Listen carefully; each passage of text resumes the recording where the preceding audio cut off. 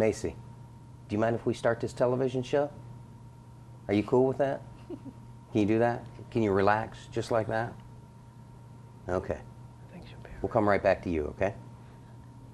Hey, it's Polk Place, and here to talk to you a little bit about heartworms. And heartworms in dogs are prevalent mostly in the South, but the worst thing about it is about heartworms are they're totally preventable.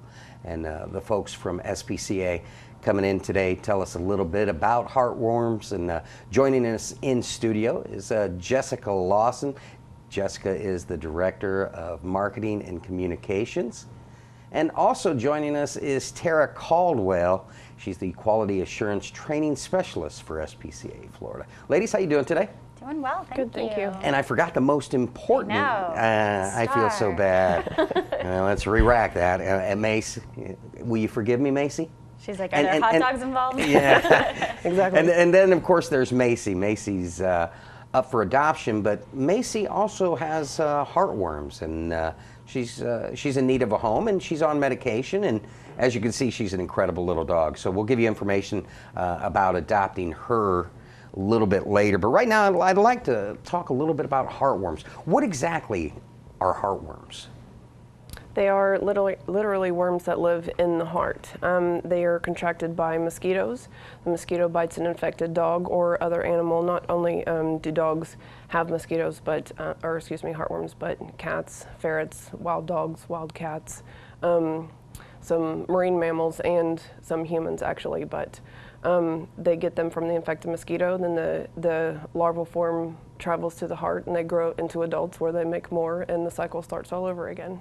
So say from the time that the animal is bitten by a mosquito and to the time that they develop them, how long and how many bites would it take for a dog to get the actual heartworms? It takes at least 6 to 7 months for them to grow up into adult heartworms, and that's why we don't test dogs under that age, because they can be bitten by an infected mosquito the day that they're born and it not show up on our test until they're 6 to 7 months of age, because it takes that long for them to grow up into the adult worm and to put off the chemical that we test for.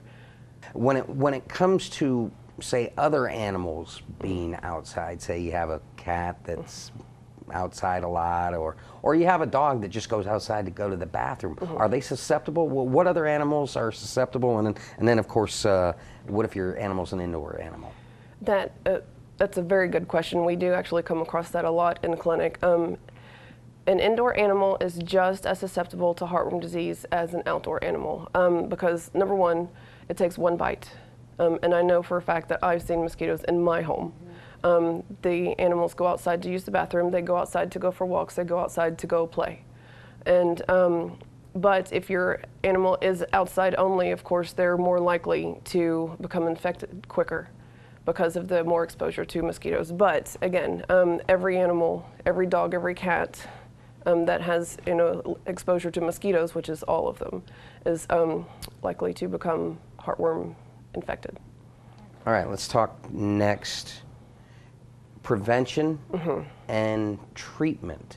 Is there an actual treatment? And I know you've got a visual over there. No, I do have a visual. This is not for you. Macy's is gonna take a look at this and see if she's gonna eat it. Kind of hold that up, and that's an actual heart out of a. This is the heart from a large dog that is infected with heartworms. This is a very large infestation. This is a very large worm burden. Sometimes there are just a few worms. Cats, when they have heartworm disease, have very few worms. Number one, from the size of their heart. Number two, because their immune system can keep their numbers low. It's a little bit different than dogs. But it doesn't matter, honestly, the number of worms that are in the animal. They are still at risk for severe disease. So I'm guessing at that point that dog was never diagnosed, and that was the demise of the dog? I don't know this animal's history, but I will say there are a lot of dogs that are diagnosed with heartworm disease, and the owners, for whatever reason, decide not to seek treatment. But there is treatment, and we can successfully treat animals and clear them. Let's talk about prevention first, and then let's talk about treatment second. Even say we come to the shelter and we adopt an animal. What's the first thing when it comes to prevention that you're going to tell us about? We're going to tell you, first off, we need to test the animal, make sure the animal is negative and, for heartworm disease, and then we'll put them on a monthly prevention. There are many different brands of prevention, and there are different routes of administration, whether they're chewable pills, or chewable treat-like pills, or just a pill, or topicals, and they're relatively inexpensive, and they come, just depending on what type you like. There can be some that have flea preventions as well, and but really they're very easy to give, very easy to give. Now let's talk a little bit about, say your dog is diagnosed. Obviously, you're doing the testing, and it's obviously detectable through a blood test? Yes, we do look at the blood test. We have snap tests that we do in-house at our clinic, and once we have a positive test, we do a second test just to make sure, because the treatment is expensive and it does take a toll on the animal. So we want to absolutely make sure that it's positive. So we do a second different type of test to make sure that it's positive, and once that's done, we start with treatment. The treatment is lengthy.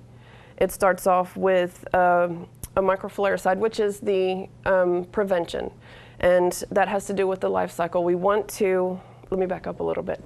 We put them on prevention first because the larval stage that I was talking about, those larvae are killed by the prevention. Okay. Basically what we do, prevention is kind of a funny word because we don't really prevent your dog from getting bitten by the mosquito. What we do is during that month, they can get bitten 100 times, 1,000 times, whatever, and get all of those microfilariae, or excuse me, the larval stage in them from the mosquito, but then you give them the prevention, it kills them all. And then again, another 30 days, they could get, infected, and then they get their prevention, and then it kills them. So what we do is they get prevention for 2 months to kill all of those larval stage, and then it gives a couple of months for the older larvae that the prevention doesn't kill, enough time to grow up into adults. And then we start with the adulticide, which is the medication used to kill the adult worms. So there's an in-between stage there that the imidacide, the melarsamine drug, doesn't kill, and the monthly prevention doesn't kill. So we give them time to grow, and then we start the prevention, or excuse me, the treatment. Now, in talking before we were talking about Macy, a dog has got to be a candidate for this also. Absolutely. And to me, I mean, at some point in time, this medicine takes control, and you kill the larva, but you're killing the worms, but now you've got the worms in the bloodstream. So let's talk a little bit about that. Yes, so the worms live in the right side of the heart and in the vessels that send blood to the lungs. So what we have is a situation where we need to keep our dogs still and confined, no running, no playing, only leash walks only, because these worms have to go somewhere. The worms die and they're not expelled from the body in any way. They have to be absorbed from the body. And as you've seen, there can be a very large worm burden, and if, let's say, Macy takes off running, she sees a squirrel, we throw a ball, she gets really excited, her heart rate increases, her blood pressure increases, we could have an embolism, or a large bunch of the worms break off and go through the vessels into her lungs, and it can be fatal. I don't want to scare anyone into not seeking treatment for their animal. This is just a warning to owners to please comply with your veterinarian's warnings. And talk about the importance of that. My dog's at 14 years of age, and even at this age, still have him tested, still have him. A lot of owners will, there's nothing wrong with the dog, and they don't take them. And then when they finally do take them, it's way too late. It is, yes, sometimes it is too late. Because we can't see the worms, we can't see what's going on inside of our animal, we have to get them tested yearly, even if you're compliant 100% with your prevention. If you give it the first of the month, every month, you have to get your pet tested, because, what if it didn't take it properly. What if you accidentally bathed the prevention off? Something might happen. My dog's a champion spitter. You know, if there Yep, were Olympic sport for spitting pills. Yes. So there are several reasons why. Number one, something might have happened that you're unaware of. And honestly, there's not, no one really is 100% compliant. There, you have appointments, you forget, you're a week late, whatever. Sometimes, we're not always compliant. So it's good for us to get them tested yearly. And most of the products out there the companies will back up their product if you can show proof in your records and your receipts that you have purchased 12 months and your dog comes up positive. Most of the reputable companies will pay for your treatment. Wow. So let's talk. We talk worst case scenario. Macy is living proof that there is a positive side to this. Let's talk a little bit about, it isn't a death sentence per se. Absolutely not. We do treat heartworm disease successfully. We treat it daily at SPCA. We do expect, owner compliance. There is some burden with it at home. We do have to leash walk our animal. We do have to give them medications, but, Macy doesn't know she has heartworm disease. She's a happy girl. There's no reason why she can't live through the treatment successfully and be a good dog for someone. And that's the really important part is SPCA Florida is one of the only shelters that actually does adopt out the heartworm positive dogs because we do treat for it. Having our full service medical center allows us to then schedule appointments for the adopters to bring the animal back and eventually cure them of the heart disease. And Jess, you've seen the successful side of the story where they've been diagnosed, they continue to get it, and now they're living happy lives. Definitely. Talk about the importance of adopting a dog as such. She's just so mellow. She's probably one of the best ones we've had in here. Yeah, She's definitely.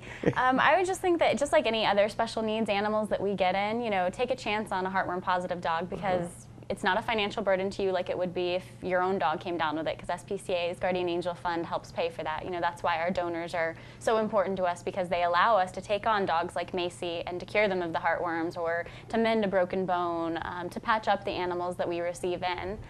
So I just think that it's definitely important to consider, especially Macy. I just have to tell you another thing. In addition to heartworms, black animals are so hard to get adopted. Two of our longest residents right now are a black cat and a black dog. For whatever reason, in the shelter setting, these beautiful animals just get overlooked. Wow. So yeah, consider taking on an extra special. Are you extra special? I've had two black labs, man, so I would take her in a heartbeat. But, yeah, she's very mellow. And I want you to briefly touch on some of the services that you guys supply to the residents of the county. I don't want to say it's dirt cheap, but it's well within reason compared to some of the places you go. Talk about some of the things that you guys do as a veterinary clinic. Sure. So we give away about $10,000 to $15,000 every month in reduced or free services. For example, we had a gentleman who actually drove down from Leesburg to get his dog. She was having some back problems, wasn't able to walk. This was his service dog. She had alerted him to 3 heart attacks and a stroke. So this dog obviously meant the world to him, but he was in a place where he didn't have funds. So we were able to pay for his dog's treatment, hyperbaric. We have our oxygen therapy unit, which is just incredible technology. Also, we just got one of our doctors certified in acupuncture. Acupuncture, yeah, Yes. I was reading that. So that those 2 services were offered, and now the dog, it was just amazing. I was there the day that she had received probably her 6th or 7th treatment, and she finally was able to walk again, and she was running down our hallway. So those are some of the, the everyday miracles, as we call them, that we're able to make happen. Then, out in the community, we have an Animeals program, which helps pay for supplies, supplemental food, and medical care for homebound and elderly residents. So there's tons of programs. In addition, the $300 to $400 we invest per animal that walks through our doors. It's a wonderful facility. If you haven't been for a tour, we do behind-the-scenes tours, which are awesome because you get to see the backside, the testing equipment, how we find out about heartworms, and how we, use our hyperbaric oxygen therapy unit. So definitely give us a call and schedule a behind-the-scenes tour. Come out and see us. And in support of today's show, call them up and get your dog tested for heartworm. Well, Jess, Tara, I want to thank you for coming in today. And last but not least, let's figure out a way to get Macy a home. How can folks come see her or get information on her? Sure, hop online, spcaflorida.org, and see her picture and read more about her. She is dog friendly and she gets along with adults. She is just a very sweet, obviously very mellow dog. And then you can come on down and do a visit with her at 5850 Brandon Road South in Lakeland. We are there 7 days a week from 11 a.m. to 5 p.m. She'd love to meet you. And don't forget the hot dogs. Yes. The dog Bring loves the hot dogs. hot dogs. There's some over here on this side of the couch, and yeah, there's hot dogs over there, don't you, baby? Oh yeah. Wait for it. Wait for it. Yep. She's very treat motivated when it comes to hot dogs. And see, how could you resist that? Nice girl. We want you at home to make sure you check out Macy at the SPCA and check out all the programs that they have. But most of all, make sure that you get involved with the Heartworm program. So make sure you give them a call to figure out what your options are. Keep in mind that heartworms are especially prevalent in the southern United States and can be prevented. What we'd like to do is bust some of the myths around heartworm, explain the importance of keeping the dogs and cats protected and with all the medication that they can take. This is 100% preventable. Now, if you need more information on heartworms, give the folks over at SPCA, stop by. They are located at 5850 Brandon Road South in Lakeland. They can be called at 863-646-7722 or check them out on the web at spcaflorida.org.